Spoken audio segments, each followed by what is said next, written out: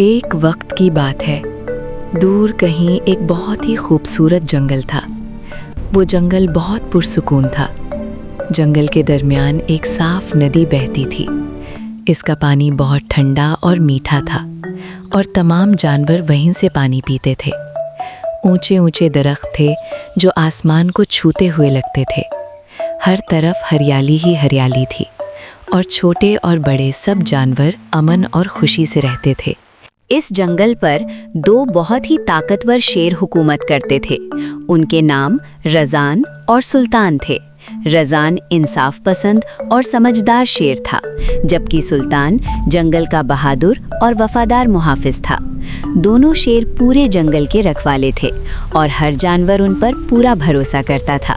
जंगल में जब भी कोई मसला होता तो सारे जानवर सीधा उन दोनों शेर के पास पहुंच जाते थे। इस जंगल का निज़ाम बहुत मुनज़्ज़म था। हर जानवर अपनी जगह सुकून से रहता था और जंगल में अमन और इत्तेहाद का माहौल था। हर शाम जंगल के बीच एक खुला मैदान होता जहां सारे जानवर इकट्ठा होते थे। ये सिर्फ एक मीटिंग नहीं होती थी, बल्कि ये एक ऐसा वक्त होता था जहां हर जानवर अपनी दिन भर की हालात बयान करता और पूरे जंगल का हाल एक दूसरे के साथ शेयर होता। हाथी अपनी ताकत का सहारा बनकर सबको हिफाजत का एहसास देता। डीर और खरगोश अपनी मासूमियत से माहौल को हल्का कर देते और परिंदे आसमान से जंगल की हर खबर लेकर आते। इस तरह ये जंगल सिर्फ जानवरों का घर नहीं था, बल्कि एक ऐसी कम्युनिटी थी जहां हर जिंदगी की कदर की जाती थी और सब मिलकर एक दूसरे के साथ जुड़े हुए थे। यहाँ ना कोई अकेला था, ना कोई बेसहारा। हर कोई इस जंगल के बड़े खानदान का हिस्सा था।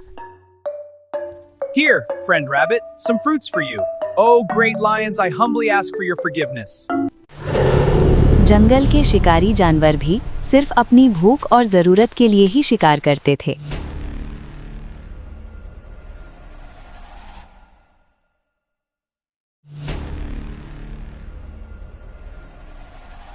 इस पुरस्रार जंगल में एक ऐसा जानवर भी रहता था जो दिखने में अजीब था, लेकिन बहुत ज्यादा चालाक और होशियार था। उसका नाम था शैडो हाइना। शैडो हाइना जंगल के कानून को अच्छी तरह समझता था, लेकिन उसका दिल हमेशा से एक खतरनाक ख्वाहिश से भरा हुआ था। वो चाहता था कि किसी भी तरीके से रज़ान और सुल्तान की हुकूमत ख़त्म हो जाए और जंगल पर उसकी अपनी हुकूमत कायम हो जाए। लेकिन वो जानता था कि शेर बहुत ताकतवर हैं, उनसे सीधा टकराना उसके लिए मुमकिन नहीं था। इसलिए वो अंधेरों में छुपकर अपनी चालों का जाल बुनने लगा। वो जंगल के मुख्तलिफ जानवरों को अपनी बातों में फंसाने की कोशिश करता ताकि वो धीरे धीरे अपनी एक छोटी सी फौज बना सके। एक दिन शैडो हाइना जंगल के एक पुराने रास्ते पर एक कुत्ते से मिला। कुत्ता पहले से थोड़ा कंफ्यूज और अकेला सा लग रहा था। शैडो हाइना धीरे से मुस्कुराया और नरमी भरी लेकिन चालाक आवाज में बोला, तुम हमेशा दूसरों के लिए काम करते हो, लेकिन तुम्हें क्या मिलता है? कुत्ता चुप हो गया। शैडो हाइना ने बात जारी रखी, अगर हम सब मिलकर सोचें तो ये जंगल हमारा हो सकता है। हम अपने आप को कमज़ोर नहीं बल्कि जंगल के असल हुक्मरान बना सकते हैं। कुत्ते के अंदर एक लालच और कन्फ्यूजन पैदा होने लगा। वो धीरे धीरे शैडो हाइना की बातों में आने लगा और उसने उसकी तरफ देखकर पूछा, क्या सच में हम कुछ बदल सकते हैं? शैडो हाइना ने मुस्कुराते हुए कहा, अगर हम साथ हो जाएं तो कुछ भी नामुमकिन नहीं। और इसी लम्हे से एक नई और ख़तरनाक सोच का सफ़र शुरू हो गया, जहां जंगल की अमन वाली दुनिया धीरे धीरे एक साजिश की तरफ बढ़ने लगी। शैडो हाइना ने जब कुत्ते को अपनी बातों में फंसा लिया तो उसकी चाल अब यहीं तक नहीं रुकी। वो जंगल के अंदर धीरे धीरे अपना जाल और गहरा करता गया। अब उसकी नज़र एक और जानवर पर थी, एक गधा जो सीधा सा, मेहनती और आसान बातों पर यकीन कर लेता था। शैडो हाइना ने उससे भी वही नर्म और चालाक अंदाज में बात की और धीरे धीरे उसके जहन में भी वही सोच भर दी कि शायद जंगल का निज़ाम बदला जा सकता है। कुछ ही वक्त में गधा भी उसके साथ शामिल हो गया। अब शैडो हाइना का ग्रुप बड़ा होने लगा था, लेकिन उसका अगला निशाना और भी ताकतवर जानवर था, एक हाथी। हाथी जिस्म से बहुत बड़ा और मजबूत था, लेकिन दिल से नर्म और समझदार। शैडो हाइना ने अपनी बातों का जाल फिर से बिछाया और धीरे धीरे हाथी को भी अपनी सोच में इन्वॉल्व कर लिया।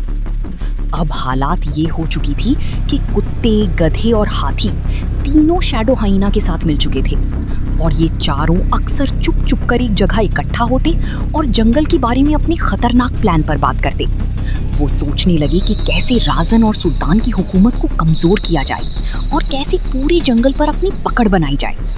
हर मुलाकात में उनकी सोच और ज्यादा गहरी होती जा रही थी और जंगल के अंदर एक नया खौफ जन्म ले रहा था। उन चारों ने मिलकर ये फैसला किया कि वो पास के दूसरे जंगल के जालिम और खौफनाक शेर से मदद लेंगे। फिर वो चुपके से उस दूसरे जंगल में पहुंच गए। वहां जाकर उन्होंने उन शेरों के सामने अपना पूरा प्लान रख दिया। वो शेर बहुत ही जालिम और खतरनाक थे और पूरे जंगल में उनका खौफ छाया हुआ था। जैसे ही उन्होंने राजन और सुल्तान के खिलाफ साजिश सुनी, उनकी आंखों में गुस्सा और लालच दोनों आ गए और उन्होंने फौरन उन चारों का साथ देने की हामी भर ली। अब एक बहुत ही खतरनाक अलायंस बन चुका था। फिर सब मिलकर सीधा राजन और सुल्तान की तरफ निकल पड़े। रात का अंधेरा था, जंगल में अजीब सी खामोशी छाई हुई थी और फिर अचानक एक जबरदस्त और खौफनाक हमला हो गया। राजन और सुल्तान ने पूरी हिम्मत से मुकाबला किया, लेकिन दुश्मन ज्यादा थी और हर तरफ से उन्हें घेर लिया गया। और धीरे धीरे वो दोनों शेर उस जबरदस्त हमले में गिर गए और उसी लम्हे पूरे जंगल पर उस जालिम अलायंस ने कब्जा कर लिया। जंगल अब खौफ के अंधेरे में डूब गया। जंगल पर अब पूरा कब्जा हो चुका था। वो जालिम शेर और उनका साजिशी ग्रुप अब पूरे जंगल के मालिक बन चुके थे। हर तरफ खौफ था, हर तरफ सन्नाटा था। जो भी जानवर बच गया था वो या तो छुप गया था या जंगल से भाग गया था। फिर उन जालिम शेर ने जंगल को और भी डरावना बना दिया। वो बिना किसी रहम के हर तरफ शिकार करने लगे। जंगल का हर कोना उनके जुल्म से हिल गया और फिर एक एक करके वो बाकी बचे हुए जानवरों को भी निशाना बनाने लगे। सबसे पहले एक तेज और खौफनाक हमले में कुत्ता मारा गया। उसके बाद जंगल के अंदर एक भारी और दहशतनाक शिकार हुआ जिसमें हाथी भी उनके शिकंजे से बच ना सका। फिर धीरे धीरे घबराहट और खौफ के बीच गधा भी उनके शिकार का शिकार बन गया। हर तरफ सिर्फ तबाही और खामोशी रह गई। अब शैडो हाइना अकेला रह गया था। वो दूर खड़ा सिर्फ देख रहा था। उसकी आंखों में पहली बार सच्चा डर था। जंगल जो कभी जिंदा था अब मुर्दा सा लगने लगा था और उस अंधेरे जंगल में सिर्फ एक चीज जिंदा थी, खौफ। नफरत और लालच कभी किसी को जीत नहीं दिलाते, ये हमेशा तबाही के रास्ते पर ले जाते हैं। अगर आपको ये कहानी पसंद आई हो और ऐसी और दिलचस्प कहानियों के लिए हमारे चैनल को लाइक करें और चैनल को सब्सक्राइब करें।